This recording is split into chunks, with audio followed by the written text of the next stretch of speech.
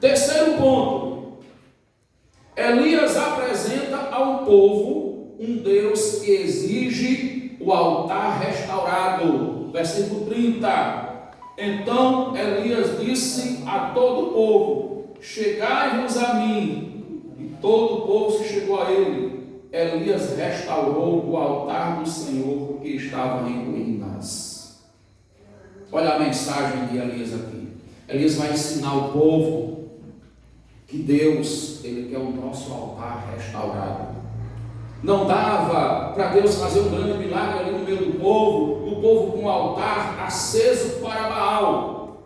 Às vezes nós queremos ver o fogo do Senhor descer na nossa vida, mas nós estamos com o altar preparado para Baal. Elias tinha que trazer o povo para adorar o Senhor. Quando ele diz assim: chegai-vos a mim, Elias estava aproximando o povo do altar. E Elias estava aproximando o povo do altar do Senhor. E nós temos, meus irmãos, como profetas de Deus, que restaurarmos o altar do Senhor. Eu fico indignado quando eu chego no campo e vejo crentes, às vezes, falando mal de pessoas que dão um mau testemunho. Eu me pergunto assim: será que esses crentes não têm pessoas de bom testemunho para falarem delas? Porque quando o crente ele pega alguém que não é exemplo e ele fica falando daquela pessoa ali, ele está sendo boca do diabo, está sendo boca do inferno, porque ele está afastando as pessoas que querem se chegar a Deus. Ele está levando a mensagem errada, porque ele está produzindo um efeito errado da mensagem do Evangelho. Quem não tem testemunho, não tem firmeza na palavra, não tem compromisso com Deus, não tem dignidade para ser lembrado. Mas tem dignidade para ser lembrado aquele que sofre, que está passando por tribulações, por lutas, mas ele é fiel ao Senhor, ele tem exemplo, ele é modelo, ele tem algo para nos ensinar. Então, aquele profeta, aquele cristão que difama a obra de Deus, que fala de pessoas que não são exemplo, eles estão afastando as pessoas do altar. Jesus certa vez chegou para os fariseus e disse assim: ai que vós, escribas e fariseus hipócritas, porque vocês arroteiam a terra inteira para fazer um prosélito, um convertido ao judaísmo. E quando vocês ganham aquela pessoa, vocês tornam ela 2 vezes mais réu do inferno. Já pensou, meus irmãos? Ele vai dizer assim: ai daqueles que afastam um dos meus pequeninos da fé do meu caminho. Melhor seria que ele amarrasse uma corda no pescoço em uma pedra e lhe jogasse de cabeça para baixo dentro do mar. E quantos cristãos estão se prestando a isso? Mas é sábio aquele que ganha uma alma, é sábio aquele que engrandece a Deus. Então o sábio profeta Elias, ele sabia que a sua missão aqui, ele tinha que apresentar Deus, né? Ele tinha que apresentar ali um Deus que exige um altar restaurado.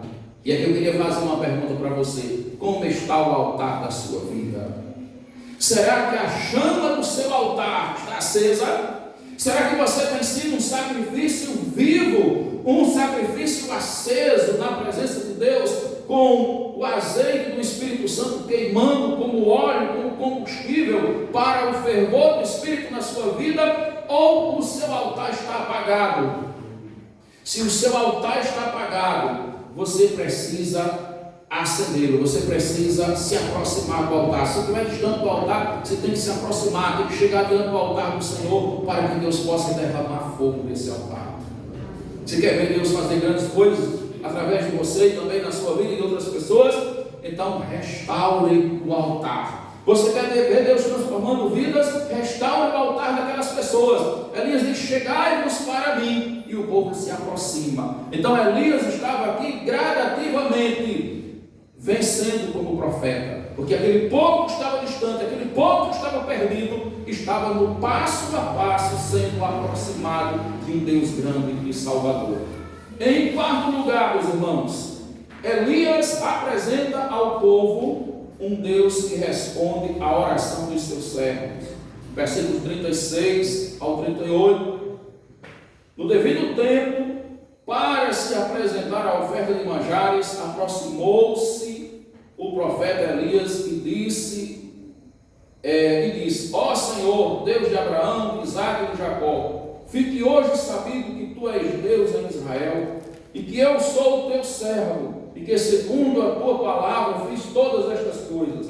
Responde-me, Senhor, responde-me, para que este povo saiba que tu, Senhor, és Deus e que a ti fizeste retroceder o coração deles. Verso 38 diz assim: então caiu o fogo do Senhor e consumiu o holocausto e a lenha e as pedras e a terra, e ainda lambeu a água que estava no rego. Deus respondeu à oração do profeta Elias. E Deus responde a nossa oração quando nós oramos por alguém na certeza da comunhão que temos com o Senhor.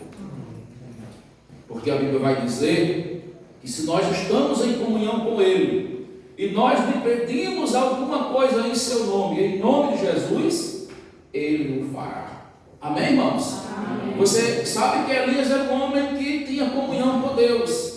Era um homem que era a boca de Deus. Quando Elias falava, o Senhor estava falando, de fato, através de Elias. Então Deus respondeu a oração de Elias. E Tiago vai dizer assim: olha, Elias era um homem semelhante a nós, falando a respeito do poder da oração de Elias e trazendo uma lição para nós, querendo dizer, Tiago, querendo dizer exatamente isso, que nós podemos ter as nossas orações respondidas tanto quanto teve Elias. Ele diz assim: Elias era um homem como nós. O que ele estava dizendo? Sujeito aos mesmos fracassos, os mesmos erros, as mesmas falhas, os mesmos pecados. Só quem não pecou foi Cristo. Então todo homem é igual. Mas Elias vivia dentro de uma comunhão naquilo que é possível, que é aceitável, um homem de compromisso com Deus. Aí ele diz: Elias orou ao Senhor e por 3 anos e meio não choveu sobre a terra. Depois Elias ora de novo e Deus manda chuva. Então Deus respondeu a oração de Elias quando Elias pediu para parar a chuva. E Deus respondeu a oração de Elias quando Elias pediu para voltar a chuva. Glória a Deus. Deus responde, meus irmãos, as nossas orações.